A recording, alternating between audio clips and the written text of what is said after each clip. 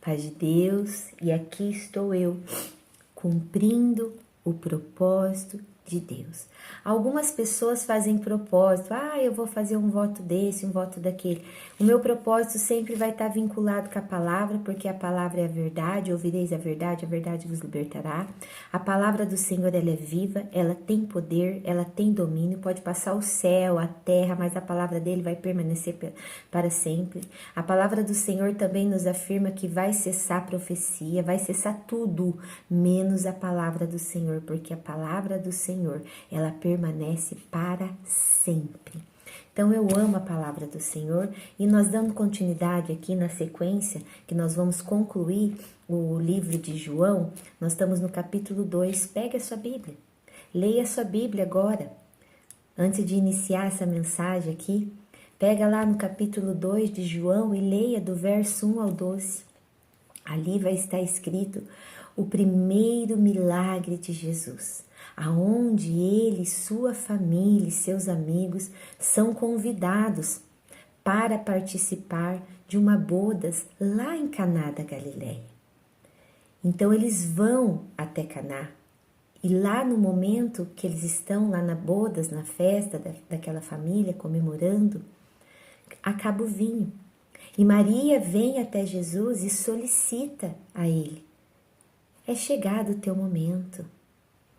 E ele diz: mulher, o que tenho eu contigo? E ela olha para os serventes e diz: faça tudo o que ele vos mandar. Tem 3 pontos aqui que eu quero refletir nessa passagem, que é o versículo 7, que depois você leia lá, e o versículo 8, mas eu vou ler aqui. Eu estou falando do capítulo 2 de João. Disse-lhe Jesus: enchei de água essas talhas, e encheram-nas até em cima, e disse-lhes: tirai agora e levai ao mestre-sala, e levaram. Glória a Deus. Então aqui tem 3 pontos essenciais para que o impossível do Senhor aconteça na minha vida e na sua vida. Para que o milagre, para aquilo que não tem como, não tem jeito, não tem saída, não tem solução, esse milagre pode acontecer na minha vida. Não é a minha ansiedade que vai fazer com que algo aconteça na minha vida, porque o Senhor diz lá em Filipenses 4, não andeis ansioso por coisas alguma.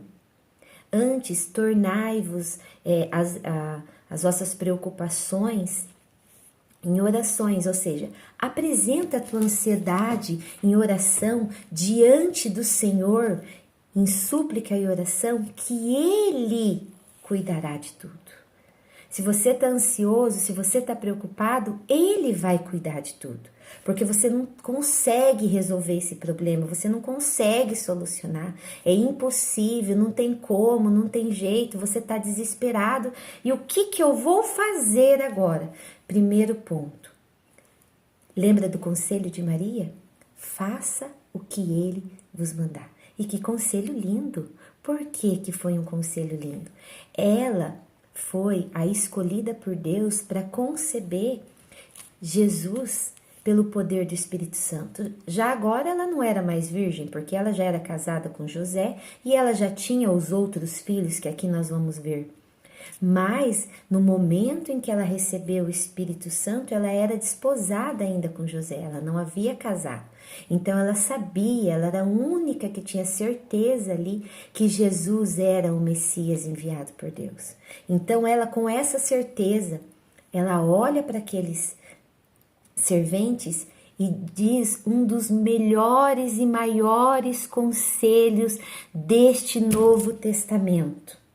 Maria diz: faça o que Ele vos mandar, ou seja, obedeça os mandamentos de Deus. A palavra do Senhor diz: guarda os meus mandamentos, porque aquele que me ama guarda os meus mandamentos. Ação de amor a Deus é obediência aos seus mandamentos. Não é eu falar eu amo Deus. Ação de obediência e de amor a Deus é guardar os seus mandamentos. E ela diz: faça o que Ele vos ordena. E aqui no versículo 7 e 8, que nós lemos aqui, fala assim: ele fala pro servente: enchei de água essas talhas, e eles encheram até em cima. Eles pegaram 6 talhas de pedra, encheram até em cima de água, e Jesus pega e diz no versículo 8: leva agora para os mestres-sala. Você viu que Jesus deu uma ordem, eles obedeceram a ordem, depois Jesus dá uma segunda ordem, leva para os mestres-sala, e eles o levaram. Aqui são testemunhos, gente, do primeiro milagre de Jesus, e aqui inicia o ministério de Jesus na terra. Aqui começa o ministério de Jesus na terra. E ele já tinha 30 anos. E outra coisa, gente, quando aqueles mestres-sala pegam aquela taça que é servida ali para eles, na onde eles tomaram aquele vinho, eu não sei qual foi o utensílio mesmo, mas quando eles tomam, foi servido água, e quando eles tomam, já era vinho. E eles ainda enfatizam, é o melhor.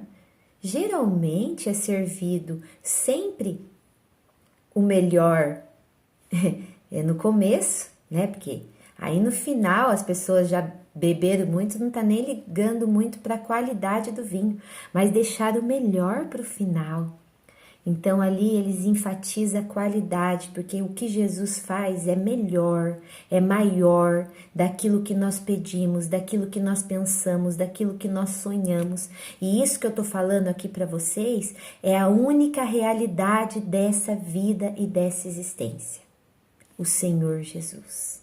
É somente Ele que tem domínio de todas as coisas. É Ele que venceu o pecado, é Ele que venceu a morte, é Ele que venceu o inferno. É Ele que foi o sacrifício vivo pelo meu e pelo teu pecado, para que nós possamos, através dele, ter o livre acesso ao Pai. Ele é o único mediador. Não foi José, não foi Maria, não foi João, não foi Pedro, não foi Paulo, não foi Natanael, não foi nenhum dos discípulos de João, que foi o sacrifício pelos meus pecados. O que é o sacrifício? Para que eu pudesse, então, ter o livre acesso ao Deus. Então, o mediador é quem sacrificou, é quem entregou o seu sangue puro, sem nenhum pecado, pelos meus pecados. Então, por isso que somente Jesus é o único mediador entre Deus e os homens. É Ele que venceu o pecado. É Ele que ressuscitou o terceiro dia e está à destra do Pai.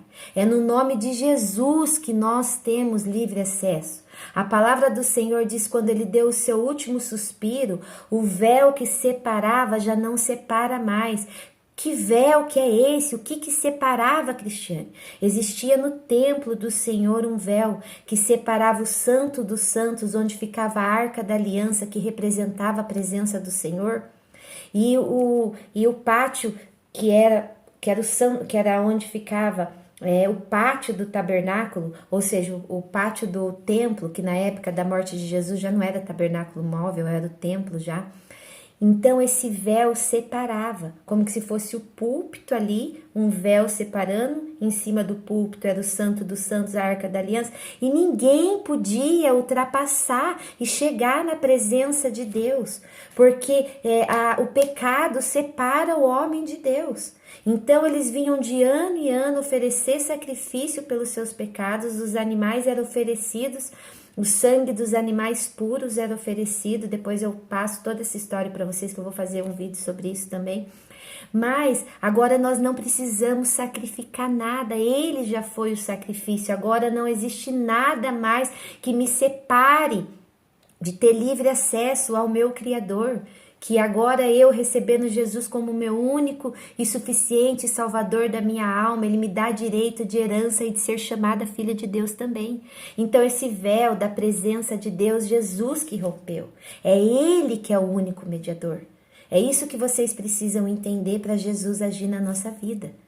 Só o nome dele tem poder. Só ele ressuscitou ao terceiro dia, está à destra do Pai Todo-Poderoso e vai voltar, sim, a arrebatar sua igreja e julgar os vivos e os mortos. E aqueles que estiverem no teu caminho, na tua presença, vai com ele e nós vamos passar a eternidade, porque ele venceu a vida eterna. Ô, Ana,